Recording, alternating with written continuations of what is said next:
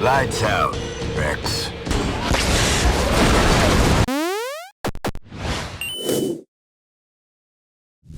What's up, guys? Max Scoville here for Rev3 Games, and I'm with Dean Evans, who is the creative director for this mysterious game, Far Cry 3 Blood Dragon, which apparently this is actually a game. Please tell us, for those of us who haven't been paying attention to certain things that might have shown up on the internet, what is this game? Well, it's actually a movie, it's a bubble bath, it's a cartoon series, it's everything. It is a transmedia experiment. No, it is a game, it is real. It's been a lot of fun for us to announce this game, or not announce it in a way. So yeah, April Fools, guys. It is a real game. I got to play it. So this is, a lot of people were kind of confused. This is a standalone game, correct? That's correct. It's a standalone game for Xbox, PlayStation, and PC.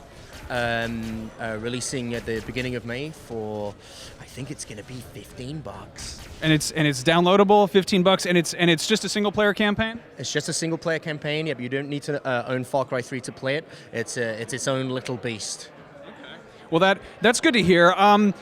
Tell us what the game is about. Just fill us in. Give us a bit of a tale about the adventures of Rex Power Colt. Rex Power Colt. Please do not forget his rank. He is Sergeant Rex Power Colt. So the game, the overall story and the adventure, we're pretty proud of it. We feel it's going to most likely win every single writing award that exists in the universe. You are Sergeant Rex Power Colt, played by the legendary Michael Biehn. And you are sent to a mysterious island. And this mysterious island is somewhere in the world. And you are sent to investigate a rogue US cyborg army. And you're there to figure out just what the hell is going on. Hard-hitting stuff. Extremely powerful. That sounds very, very cutting edge, and gameplay-wise, this is still open world. It should be familiar to people who played Far Cry 3. Absolutely. With regard its connection to Far Cry 3 and the way we've joined them together, it's really based on technology and gameplay mechanics. So for those that have played Far Cry 3, they'll feel pretty familiar with it. And are there still going to be side quests and things like that and hunting? Yeah, absolutely. We have side quests, we have hunting quests, we have assassination quests, and we have hostage quests. We like to call them adventures. They're more than quests. You're not a pixie or an elf, so they're not quests. And you don't loot things, you pilfer. So if you are familiar with the outposts of Far Cry 3, we have our versions of them that are called garrisons. And they're bigger than the outposts, and they're protected by mega shields. Yes, and these mega shields, you can disengage the mega shields or deactivate them or whatever type of disengagement that you want. Now, what, pray tell, do these mega shields protect the garrisons from? Blood dragons. Go on. Blood dragons are some kind of weird, possibly prehistoric creature that roam this mysterious island, and they have some weird kind of biomechanical fusion problems, and they have something wrong with their eyes, and their eyes just happen to shoot lasers out of them. Have you been reading my Tumblr? Because this was on my wish list for Dream Games. So I've lurked your Tumblr a lot, and this is exactly where the idea comes from. So I've got that money for you. Thanks a lot. There you go. Journalism. But really, what were your inspirations for making this game? So a lot of the members of the team, we were born in the 70s. So this is our childhoods. This is all the media that we consumed when we were kids, and certainly for me, this is like being from 8 to 15. Parents have gone to bed. I'm sat downstairs, all lights off.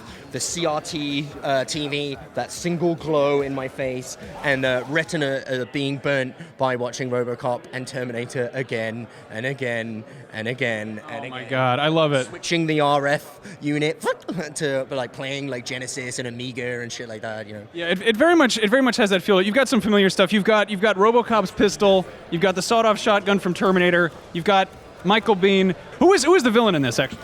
His name is Colonel Ike Sloan, and he is the leader of a megaforce. And as you will find out when you play through this adventure, he is your ex-commander. So, oh my God, teacher, student. Bennett! Yeah, it's a glorious conflict, and he's a little bit more cyborgorian than you are.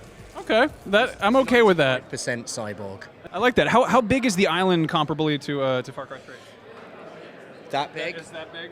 Okay. So, for those familiar with Far Cry 3, if you take the South Island, it's a little bit smaller than that. But there's still enough to run around and get lost. But what we've made sure that we've done is the if you enjoyed the encounters, like those random encounters in Far Cry 3 when you're just wandering around and all of a sudden, a cyber panther attacks you. Oh yes, we have cyber panthers. And we have cyber sharks, Robo-Dogs. We have mutated cassowaries. They have, You thought cassowaries were evil in Far Cry 3? Oh man. Are there still bears?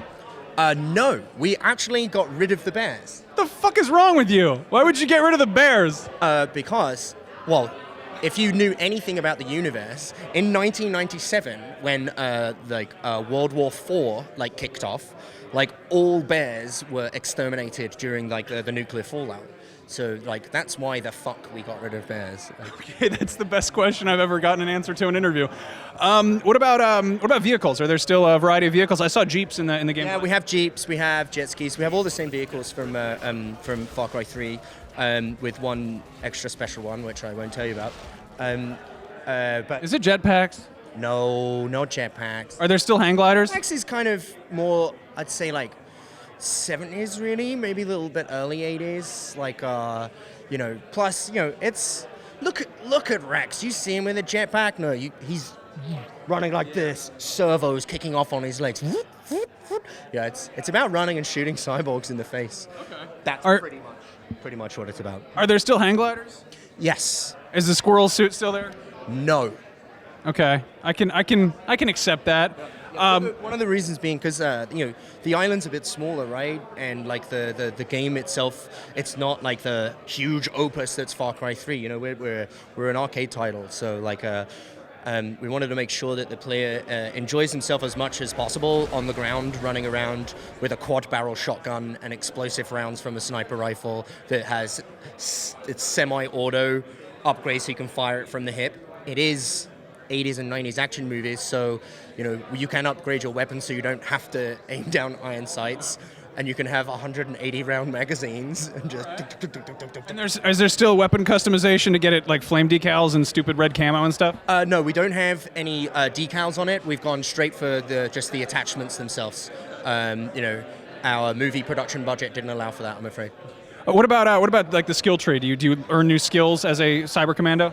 Cyber commandos don't actually have a tree, as it were. Islands have trees, and you're a cyborg, so you have metal. So basically, the way it works, as you level up, you don't get XP. It is the future, so you get cyber points. And as you level up, you will gain an extra health slot. And there are a few skills that we'll just give to you as you go along, but you don't choose what you get. You're a cyborg. You don't choose anything. You don't choose what you do. You have a mission. That's it. How much of a game are we looking at here, content-wise? Content-wise, approximately 8 hours of content.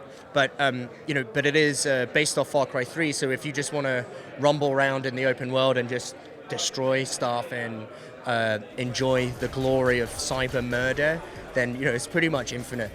I have problems going to do missions when I'm playing it. I just wander around and just shoot a pig and teabag it, and then find a panther and blow it up with C400.